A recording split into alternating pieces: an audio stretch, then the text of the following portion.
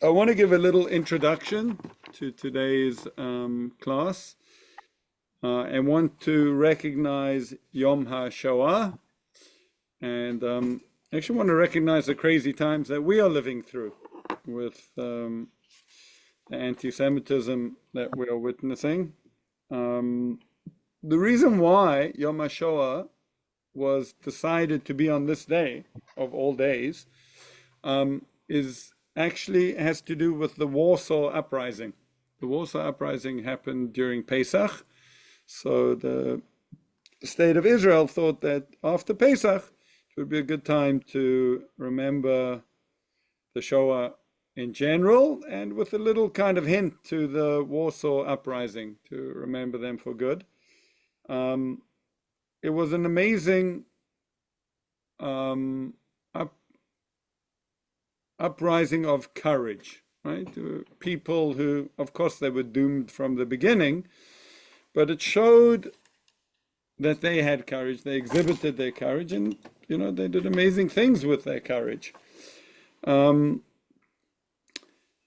Aseret method, as you've become familiar with, is one of looking at everything negative and trying to turn it into a positive. So, when we are now faced with hate, the desire to wipe out Israel, Jewish people, we must have courage, number one, to defend ourselves as much as possible, do whatever we can, whatever's necessary. And I think what's so relevant to what we're doing here with this course is, hi Lisa, is having the courage to live full Jewish lives. That's really a not only a correct response, but I think it's the best response. And sometimes living a full Jewish life, there the enemy sometimes is within, it's ourselves. That because it requires a lot of effort. But by living full Jewish lives, we will demonstrate that there's something valuable and precious to Jewish life. We will demonstrate there's something magnificent and beautiful to Jewish life. And hopefully, if we do it right, we'll demonstrate that there's something very beneficial to the entire world by living full Jewish lives. So our tradition teaches that there's no greater act in living a full Jewish life than learning how to do it, because in the words of the Talmud, learning leads to doing. So it's nothing better than getting together with all of you today on this day and learning how to live full Jewish lives. So let's proceed.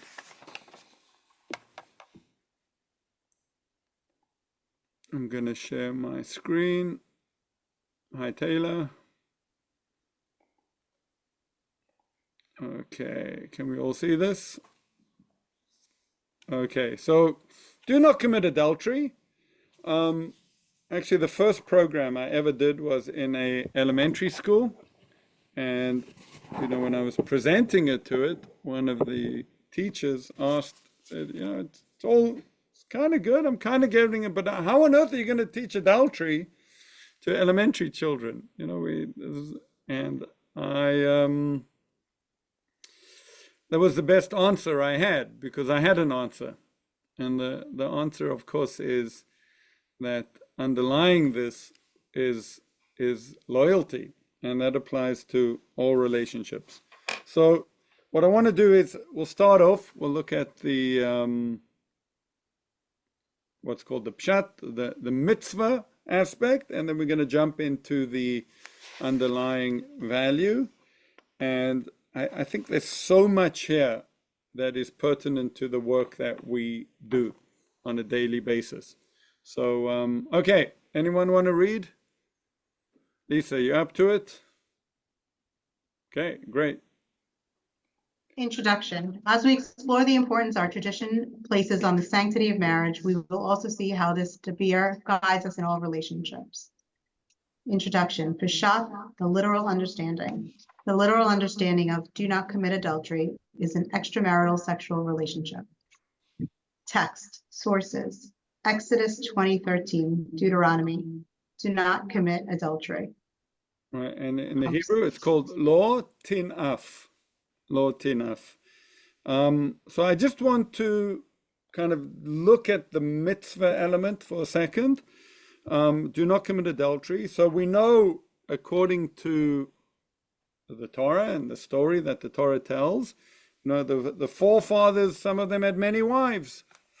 We never find any of the women having many husbands. So in that way, it's different. So it always was, what adultery meant was that a married woman could not have a relationship with another man, and that included the man. So it was equally as bad to the man to have a relationship with another man's wife as to the wife. It's interesting. The rabbis came along quite early on and said no relationships with unmarried women, basically.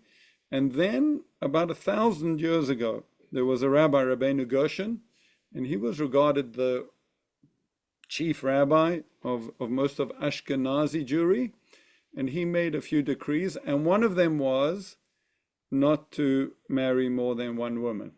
So Ashkenazi Jewry for more than 1,000 years now has lived, you know, husband and wife, where marriage has been a just one man and one woman. And interestingly enough, the Sephardi world did not hear about it, did not accept it. But in 1948, when Israel was established, they took on the Ashkenazi custom that you could only be married to one person at one time. So for all kind of intents and purposes, practically speaking today, do not commit adultery in terms of kind of limiting relationships, sexual relationships, applies to everyone besides one's spouse. That's kind of how it's developed in Jewish history. Okay, conversation. The Diber is referring to physical infidelity. What is the relationship between physical infidelity and emotional infidelity? Anyone want to take a stab at that? Or maybe the question should be a little more nuanced. Where's the red line in emotional relationships with other people's spouses? Right? Where you can be friends with your right? A man with a woman with a man. You can be friends. There's no issue with that.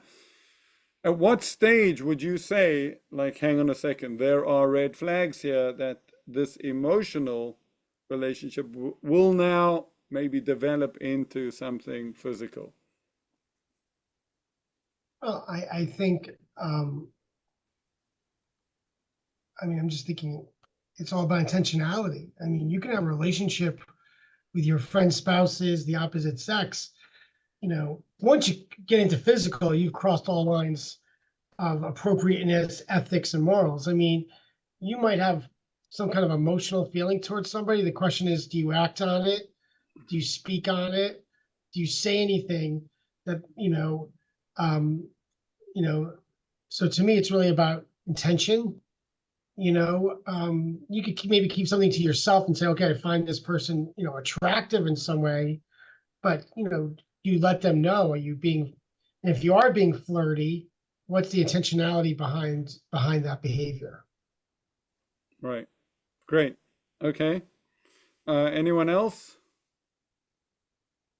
I think that words can lead to temptation, right? Or temptation when we speak, whether it be, Barak, you said flirtatiously, right? Like when you're flirting, it can cross a line very quickly. even when the intention is, maybe it started innocently, maybe not. So I think it is a fine line, and it's a matter of trust and how it makes somebody else feel, your partner feel, like when you're in that situation. Right, very important. Right, it's not it's now about more than just you and someone else. It's three people. Yeah. Okay, great. Very good points. Let's go on. I want to get to the underlying principle over here. So I'm going to jump to page number 5. So a lot of us might be familiar with the word emunah, right? There's a synagogue here in Baltimore, a big synagogue called Chizuk Emunah. I don't know what you guys have there. Do you have synagogues up in New York?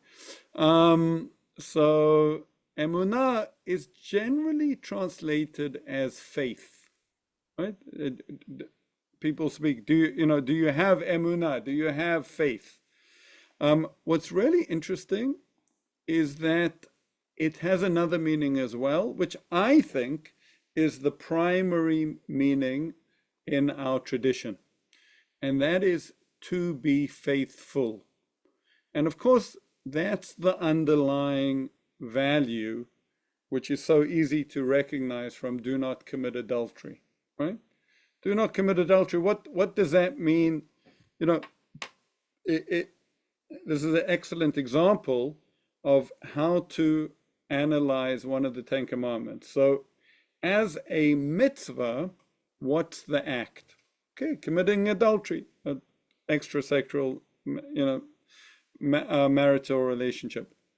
What does it say about the person, right? Who are you as a person? Each of these dibrot is not just the act, but it's the disposition. It's who are you as a person.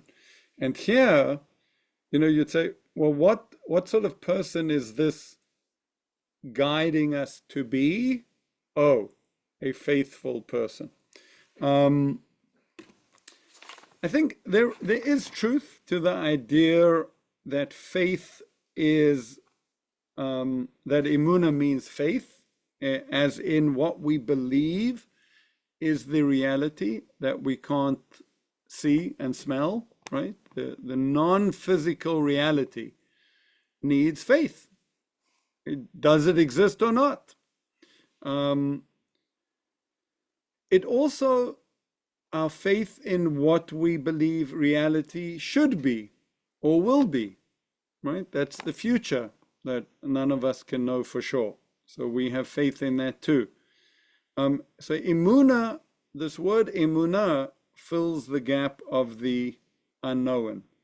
But when we talk about faith being about the reality we believe in or the reality we want to bring about, immediately it assumes an assumption, it assumes a commitment that we have to it, right? So you have a commitment to your beliefs, and that's where faithfulness, loyalty comes in.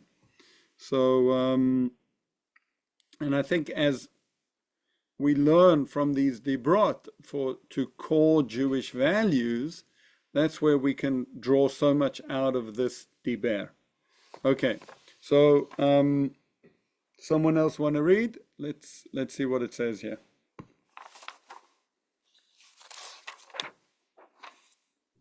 Where are we? Introduction, Emunah? Yeah. Okay. The Hebrew word for faithfulness is emunah. Emunah, faithfulness, is the loyal adherence to commitments and promises. Emunah is a central theme in the relationship we have with God. Relationships are not necessarily devoid of struggle with commitment. Like the Israelites' relationship with God and in marriage, there are many times these relationships are tested. Okay, so I just want to give a little introduction to the text here. A great way of defining words, especially when you have a rich text like the Torah, is to look where that word is used and look at all the contexts that it's used in, and kind of a meaning jumps out at you. Oh, okay, it fits all these places. So this is a very unexpected use of the word, which really helps us to understand it, this source one. Exodus 17:12, describing how Moses went to the top of the mountain during the war against Amalek. But Moses' hands grew heavy, so they took a stone and put it under him, and he sat on it, while Aaron and Hur, one on each side, supported his hands. Thus, his hands were amunah, remained steady until the sunset. Okay, so, you can't use the word faith over here, right? His hands were faith. That wouldn't mean anything. But his hands were faithful. Oh, okay, now we already understand his hands remained steady, right? So that's what faithful means, a steady or, right? How was it defined before?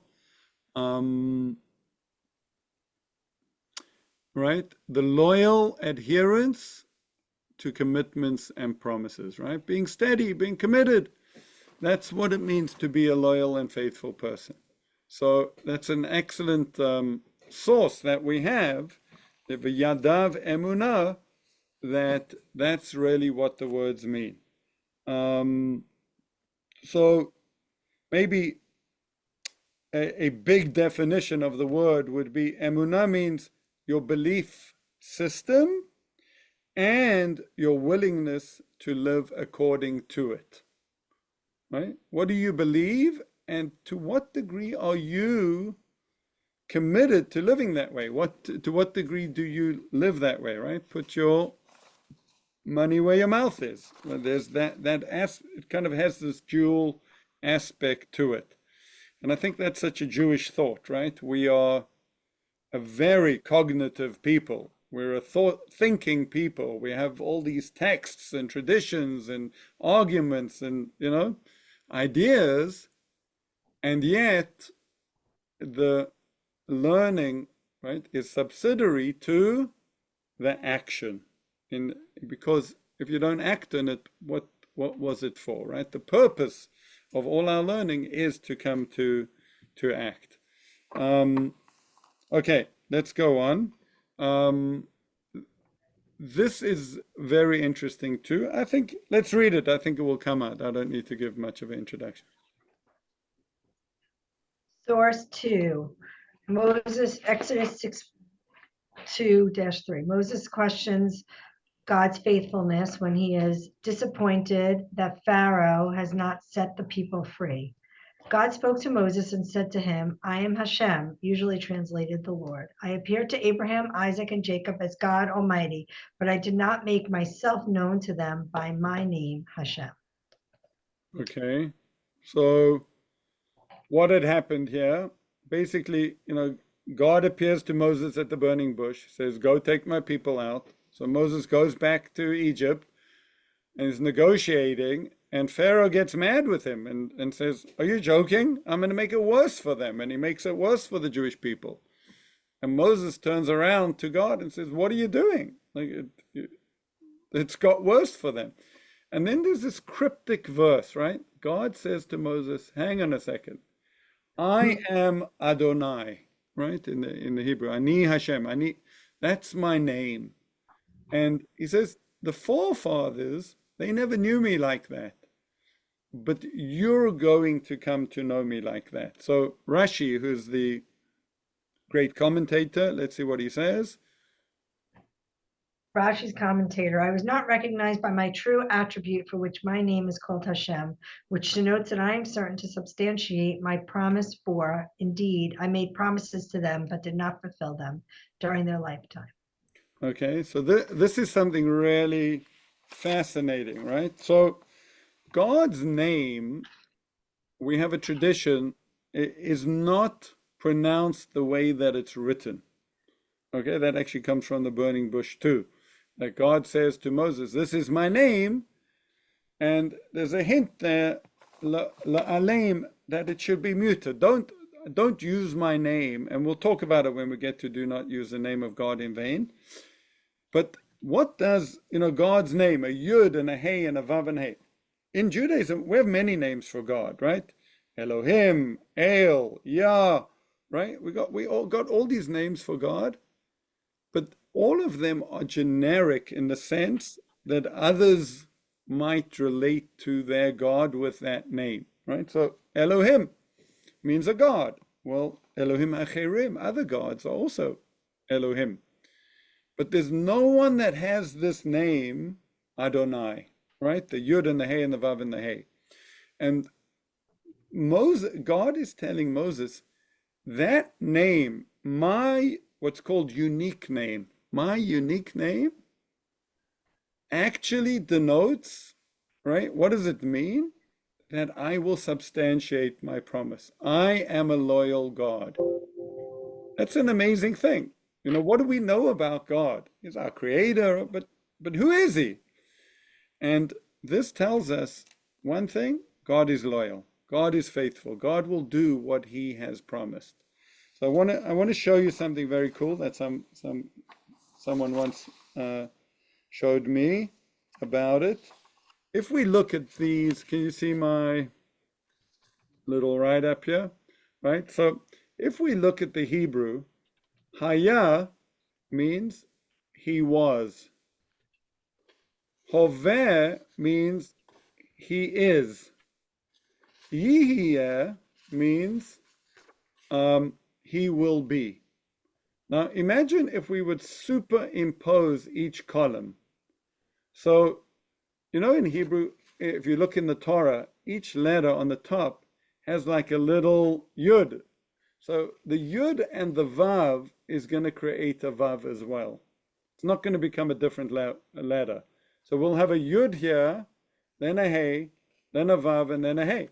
And that is God's name. Right? So God's name is he was, he is, and he will be. Right? And that's really what we're saying over here. That God was telling Moses, listen, I know obviously you're questioning what's happening. I'm about to bring about the redemption of Egypt and fulfill my promise which I made to the forefathers, right? So stick with me and you will see this revelation. Now, I think this is my thinking. We have some midrashim that tell us that we will pronounce God's name the way that it's written in the Messianic era. And it was pronounced during temple times. If you are still concentrating on Yom Kippur, all of a sudden you listen to the chazan and he's like, Ana Hashem. And you're like, why is he saying Hashem? Well, we don't say Hashem in prayers. We use Adonai. And that's because the chazan is telling the story of the Kohen Gadol in the temple and how he used to use what's called Shem HaMufurash. He used to use God's name the way that it's written. Why don't we use it? Because God's name is not fully expressed, right? We're living in difficult times. Hang on, God, if you're the king of the world and you can do whatever you want, then, right? This doesn't look great right now. In the Messianic age, when there is true peace and harmony in the world, then we'll go, oh, we got you, that it all worked out, and we'll be able to look back and see how everything led up to that peace and harmony and correct understanding of God's name. Okay, one more source. Source 3, please. Talmud Makot 24a, Habakkuk came and established all 613 mitzvot on one principle: the righteous shall live by his faithfulness. Habakkuk 2.4. Okay. So, right, who's a righteous person? Someone that lives with, right? They live with their faith, they live with their commitments, etc. Okay. 2 questions over here, or 3 questions, and then we're going to break up and have an interesting discussion. What's the relationship between faith and faithfulness? I think we discussed that, right? Faith is what should be, faithfulness is being responsible to it, right? Have you observed shifts in allegiances to the JCC over time? If so, to what do you attribute this shift? Or do you think millennials, or, are they less willing to to make commitments and keep them? I'm not one to always like, oh, the new generation's terrible. But is that something you've noticed over time?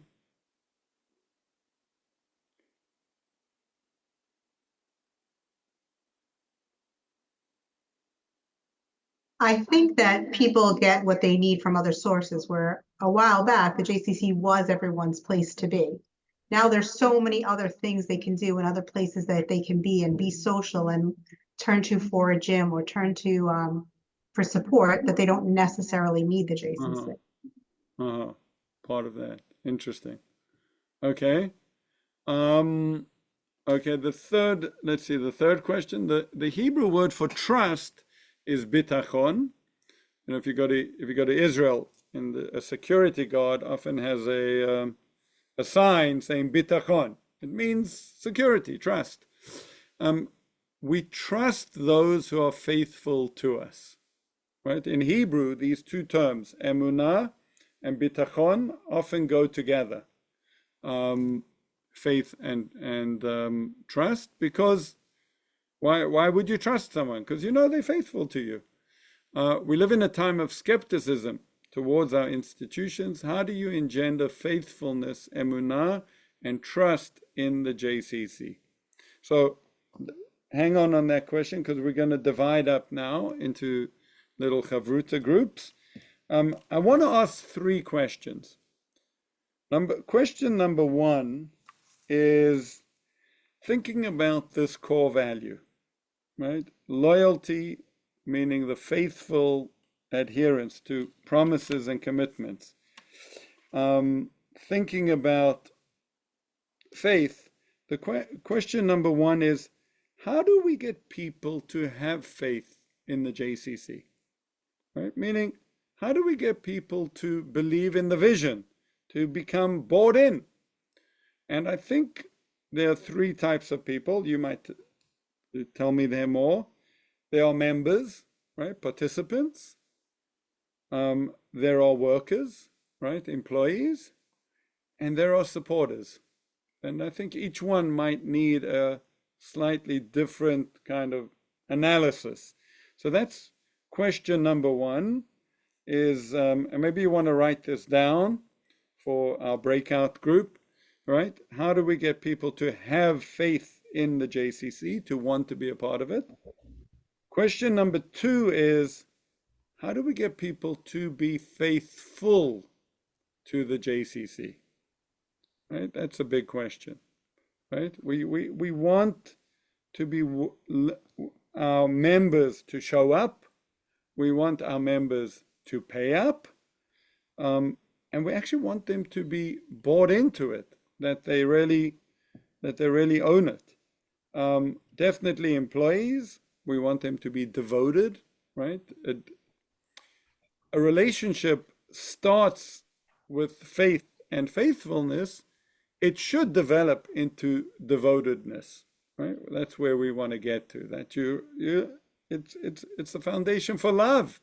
We want the people that work at the JCC to love it. Want them to love their jobs, love the place. So that's question number 2. And then question number 3 is, how do we form trust? Right? How do we get people to trust the JCC? So 3 questions. Number 1, how do we get them to have faith? Number 2, how do we get them to be faithful? And number 3, how do we get people to trust our JCC? I think we lost David in the middle of this somewhere. Rabbi, Yes. may I suggest we just stay in one big group, because we're not that many people and we're not, Okay, fine. and just So have a conversation. I'm happy with that, if everyone is. sometimes, people, when we break up into twos, everyone has to speak, and that's kind of good. So let's try, please, everyone to participate, but we can try that in this group. So, getting people to have faith in the JCC. Who wants to? Look, I think to get people to have faith in the JCC, we have to offer a quality program. We have to be supporting the people and meeting them where they need us to meet them, and also be meeting the needs of the community. Nice. Okay. Barak, I think you're muted. It looks like you're speaking. Yeah, to have faith in the JCC, one is, what do we want them to have faith in? There's a lot of places where people can get their kids enrichment. And I'm just thinking about it this Jewishly, is it, faith that in our values, that we're going to behave a certain way as an organization, that J stands for something besides quality programming that I completely agree with Dina about, is, faith that I'm like, even just kind of thinking about the times that we're in right now, like, the kind of balancing act of being not political at these times, trusting that we could be a safe haven for people with diverse opinions and thoughts, but still stick to our values, like faith in the JCC. Like I always say, like even during the pandemic, because like the JCC, if anyone's going to figure out how to serve us in person safely, the JCC would do it. You know what I mean? There's a certain faith.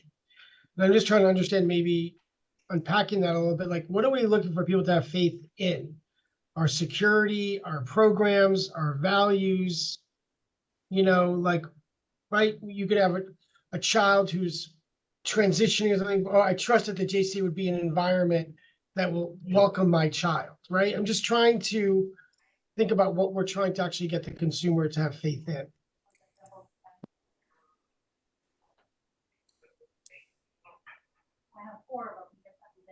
Yeah, I think those are good points, Brock. I think there's various levels of having faith in the JCC, right? So their faith in the quality of programming that they're committing to, faith in the safety of the place where they're sending their child or senior or whoever is coming in, and then faith that I guess that they'll be supported. And I guess in order to, yeah, go ahead, Rabbi. I just, listening to that, sometimes I think we kind of assume that other people know who we are, and they don't. And I guess a question for us at the JCC is, do we do a good enough job of communicating that to people? Like, realize at this time who the JCC is and why you can trust us, or at least what our commitment is, right? Because that's what they need. That's what they need faith in. They need faith that we're going to do what we say we're going to do. Yeah, Ken, Susan, you were going to say something. Exactly what I was going to say, Rabbi, is that we have to be honest to what we say we're going to do, that we do it, that we follow through on our goals, our mission, our values, and we live it. And people can have faith that we are going to do that. Right. Right. And And the truth is there's a big overlap with the third question about trust. Right? When people see that we do what we said we're going to do, then they learn to trust us to do that. And then the next commitment we make, also they'll trust us. Mm-hmm. No, sorry, Susan. No, I was going to say exactly the same thing, us communicating and also being transparent, to be as honest as we can, so we can meet people exactly where they are, and to always come from a place of empathy, so we can connect with every, whether somebody is a user, a member, a staff, a team member, to meet them where they are and what they need. And especially, like you started today's workshop, you know, talking about where we are today, literally with Yom HaShoah and also in the world in terms of what's happening on college campuses and all the anti-Semitism. And, you know, people coming into the JCC nowadays it's different than it was before October 7th. We've always had an element of anti-Semitism, but I think that it ebbs and flows in terms of how people feel safe and where they feel that what the work that we're doing and how aligned they are with the work that we're doing. So we have to put ourselves out there as well in terms of that messaging, you know, that Sure. way that everybody is welcome. You know, I think Barack had said that, no matter where you are in your life, no matter what you're doing, that no matter what you need, that we're here to provide that support, despite everybody being, despite there being so much anti-Semitism and anti-Zionism in the world, and so much of our programming focusing on that.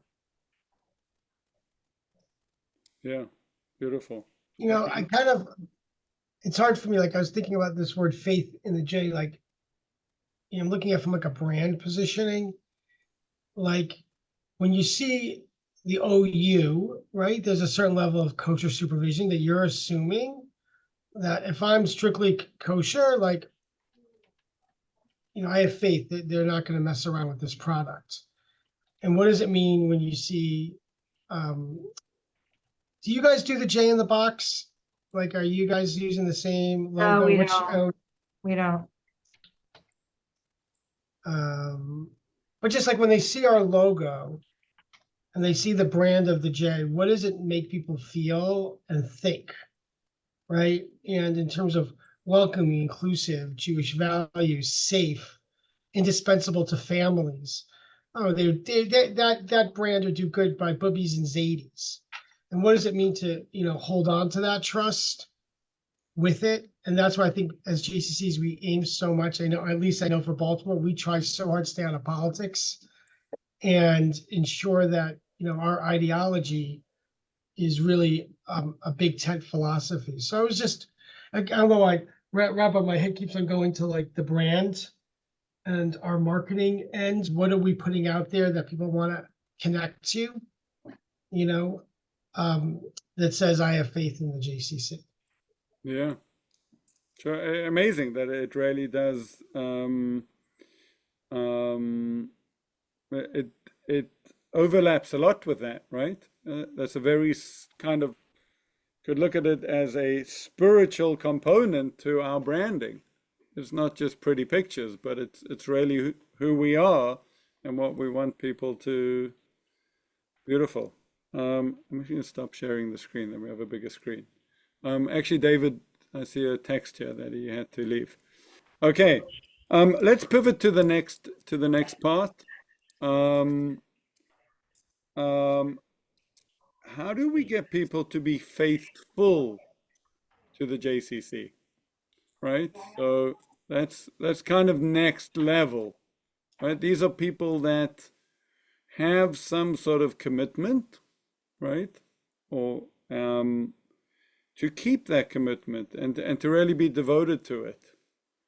And maybe the first question is, what does that actually mean for our participants, for people that are, for our members?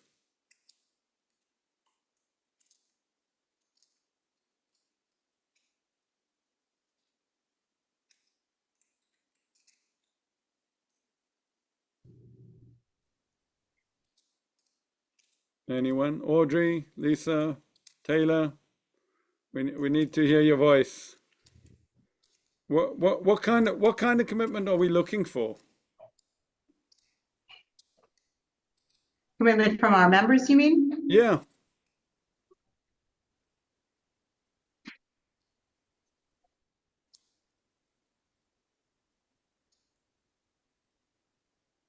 I want them to use our services. If they appreciate them and they value them, they should use them. They should use our services for all different parts of the agency.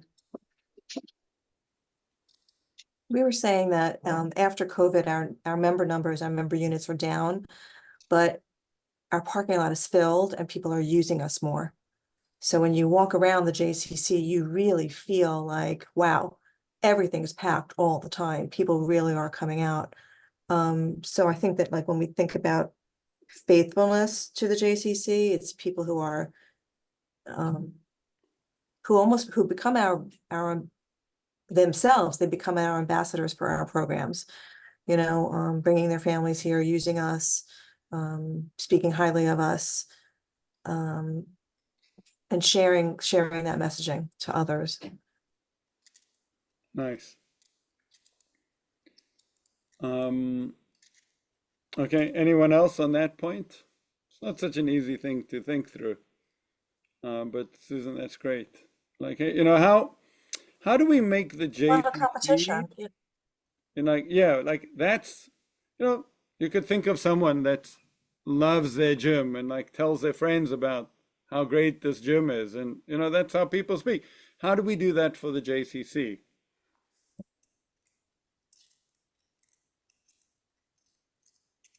Make it their own.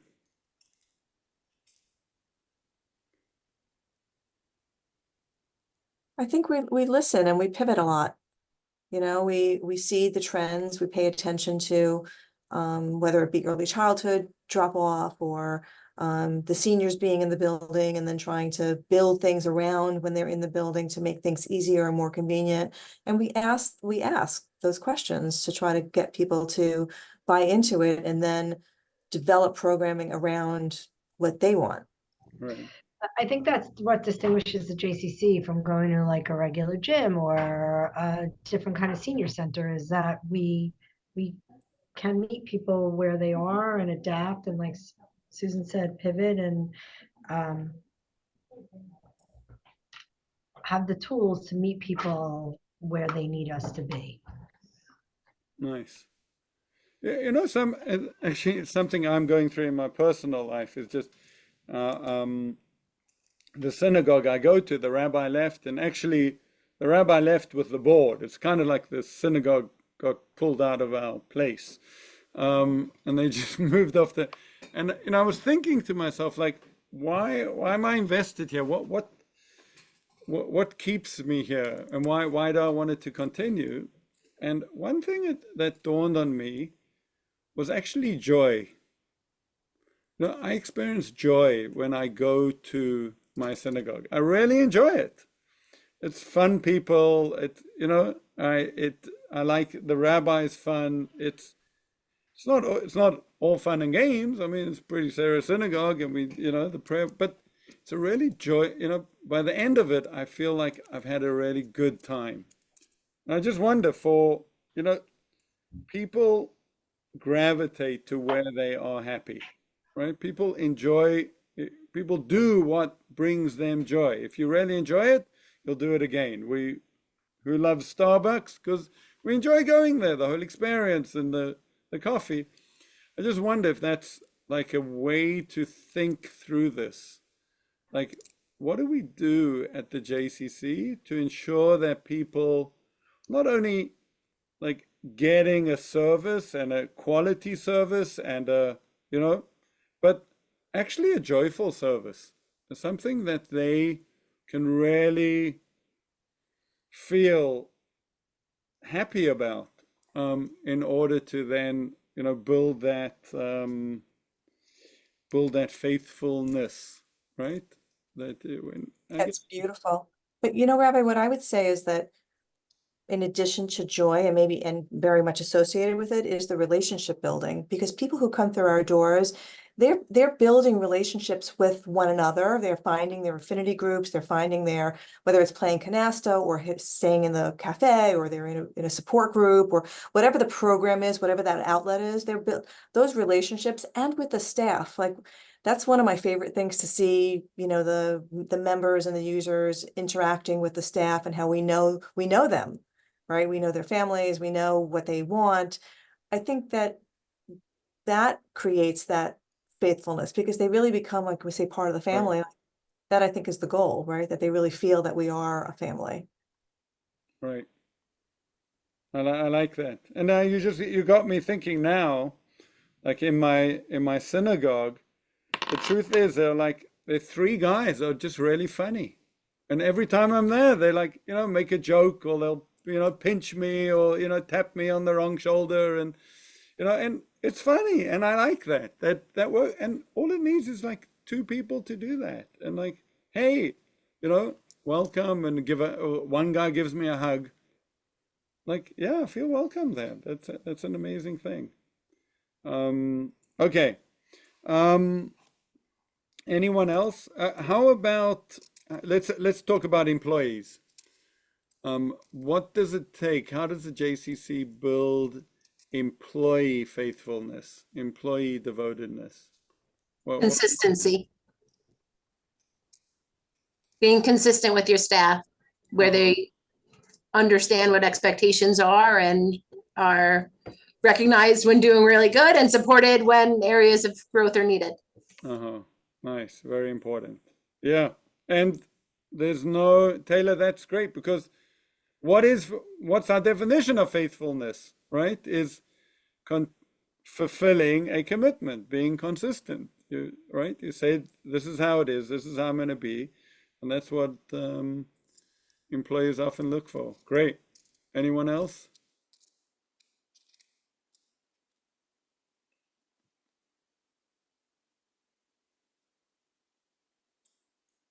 Okay. Let's talk about one last thing. I think we've touched on this, but let's see if something else comes. How do we get people to trust the JCC? What would be the most important, or some of the important things we need to do to get people to trust us? Audrey, we haven't heard from you. Can I call on you? I think that every single day we are building trust and doing everything that we possibly can to build our faith in our, for our members and with our members. I think that's our entire reason for working at our JCC.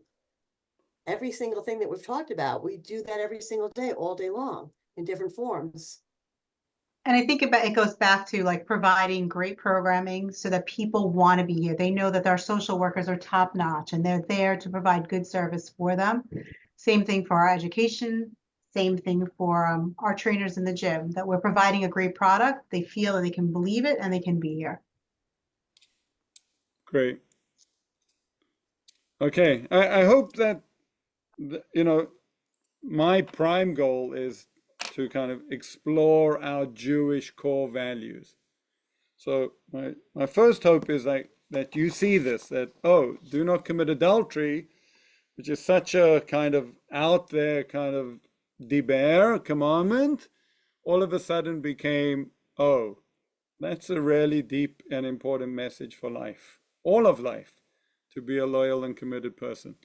And my second goal is that this is really useful for bringing the J into the JCC. So I really hope that kind of these conversations, which, as you say, Audrey, they might just enhance and give more meaning to what you're already doing. And that's fine, right? That you can walk in tomorrow morning and say, well, this is our values-driven, purposeful life, that we're living it here. That's amazing. Okay, we've got a few more minutes. I want to do another section of the booklet. As you've noticed, we don't do the entire booklet ever. So please take, if you enjoy this and you're interested, take time to do it yourself.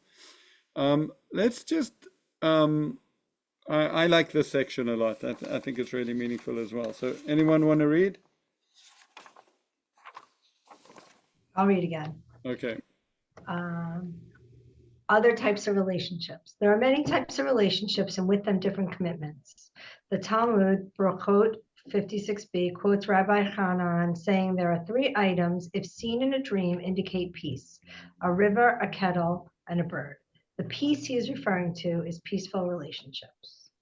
The river, which connects 2 cities for trade, symbolizes a contract, peaceful when both parties are committed to honest business. The kettle symbolizes partnership. The fire works together with the pot to heat the water. So too, partners work together, committed to a common goal. A bird, able to fly using its wings and tail, symbolizes a covenant, the peaceful relationship of 2 personalities melding into one identity. When Rabbi Ari Levin went with his wife to the doctor to check on her leg, he told the doctor, "Our leg is sore." Every relationship has commitments. Sometimes they're explicit and sometimes implicit. The commitment of marriage is made clear through the ketubah and in the wedding ceremony. Business commitments are made clear through contracts. Other relationships, like parenting and friendship, also have their commitments. The following text gives us insights into the commitments of these relationships. Source 1, Talmud Kurushin 29a. A father is obligated to circumcise his son to redeem him if he is the firstborn, to teach him Torah, to find him a wife, and to teach him a trade. Some say teach him how to swim. Right, and of course that's for parents. Source 2, Proverbs 11:13. A base fellow gives away secrets, but a trustworthy soul keeps a confidence. Right, and I'm just thinking about the working environment that we work in. That's an important one, right? That's what's your commitment to your colleagues at work, right? So someone tells you a secret, yeah, you got to keep it. That's part of being trustworthy. I'm sorry, I'm being dense, but I don't understand the sore leg. Oh, Our leg is sore. the They point talk was of it as like our, as a group. Gotcha. right, like it That's was his leg too. Right. Source 3, Proverbs 17:17. A friend is loved at all times. A brother is born to share adversity. Okay, yeah, that's an interesting Sure. source, right? Think about family, think about friendship. So I think, we all of us have family, all of us have friends. We have blood relations, and then there are friendships that sometimes surpass them, I think, and we become as close as family. Actually, a beautiful story I heard. I'm trying to remember what the exact context was, but I think someone was in Israel soon after October the 7th, and there was an organization that was just like doing incredible work. And someone stood up and said, wow, the amount of chesed, like loving kindness that I'm seeing here is just incredible. And the person running it stood up and said, for family, you don't think about it as chesed, right? You go to Starbucks and pick up another coffee for your sister, your brother. You're not doing chesed. Of course, those are the ones you love and provide for. That was a really beautiful story. Okay. This is an interesting one. Source 4. Source 4, Pirkei Avot 1:5. Yosei ben Yochanan, man of Jerusalem, says, "May your home be open wide. May the poor be members of your household." Okay. So, that's, of course, something that the JCC has to think about constantly, right? What about the underprivileged in our community?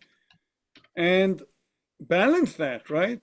Because some people we know don't want all the underprivileged people in the community to take over. That's a balance, and maybe there's education that goes into that. All right. Let's just see this. 5. Talmud Kurushin 30b comments on the verse. Happy is the man who has his quiver full of them. They shall not be put to shame when they speak with their enemies in the gate. The Gemara asks, what is the meaning of the phrase enemies in the gate with regard to Torah study? Rabbi Chia Bar Abba says, even a father and his son, or a rabbi and his student who are engaged in Torah together in one gate becomes enemies with each other due to the intensity of their studies, but they do not leave there until they love each other. Okay, and that's a pretty extreme source, I think, and very interesting, right? How do you work in partnership, in groups, in leadership groups, right, where you can engender the spirit of people really being able to speak their mind, right? Being free to express opinion, being really free to argue, to thrash it out, and in the end leave there in love. That's the ideal. That's the ideal, and that I think needs a lot of coaching and leadership to do that, to allow people to really be able to express their opinions, and for people to know that, yeah, their opinions will be challenged and might be challenged and might not be adopted. That takes courage, the courage we started speaking about. Okay, last questions. Here we go. What is the JCC's commitment to the community and beyond? Right? Who really are we committed to, and where does that go to? And is there value to keeping commitments implicit, and or should they be made explicit? Hi, Esther. Okay, I don't know if you can. We're wrapping up, but good to see you.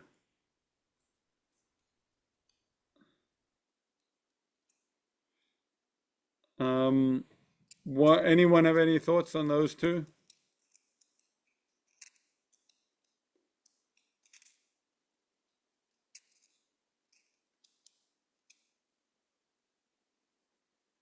What is our place as the JCC? What is our place in the greater community?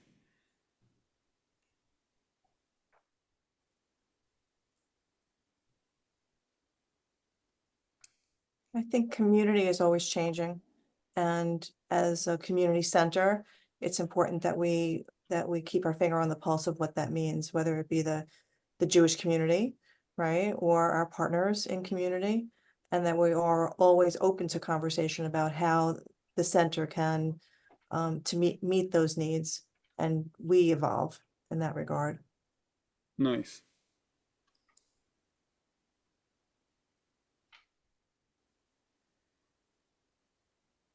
Okay, folks, last question, as it's always the same question. Now that we've spent an hour discussing this diber, what does, by the way, if you're into philosophy and thinking, Martin Buber, this is a classic, the I, it, I, thou, really important piece.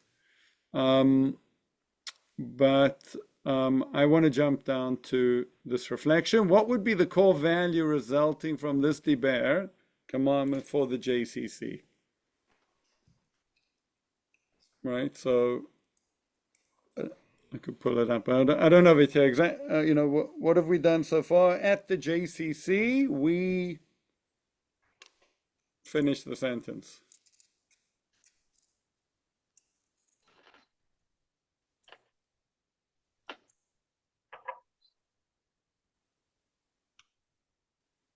We make a commitment to be a place that is safe, meets you where you need us to be. Nice. Okay, so you're explaining how you're being transparent with the commitment and explicit with it. Great. Anyone else? I just wanted to add an inclusive for all ages and all abilities and inclusive to all.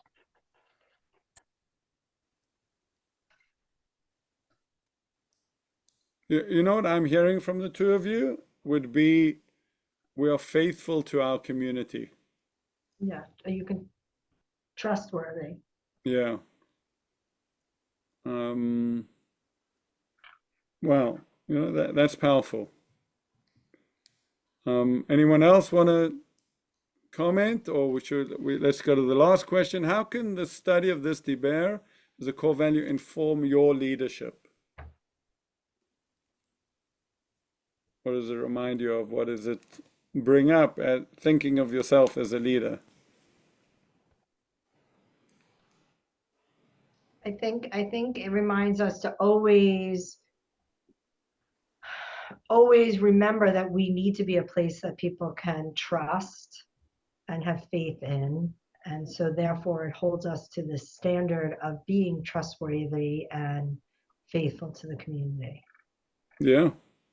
It's like really pretty, of all of them, you know, and I think about this a lot in my personal life, it's very demanding actually, you know, to really think about your commitments, whether they sometimes are implicit. Probably this last conversation we had about seeing ourselves in the greater community, there's no contract out there, there's nothing written, but The most prevalent dementia that we see in younger individuals is frontotemporal. so really keeping to those. Great, folks, thank you. I hope this has been really interesting, inspiring, useful, and look forward to, I think our next session is in 2 weeks. Are we back on 2 weeks schedule? 2 weeks, yeah. Okay, fine. See you all in Thank 2 you, weeks. Rabbi. Okay, Bye, thank you everybody. all. Thank you. Everybody. Take care. Thanks.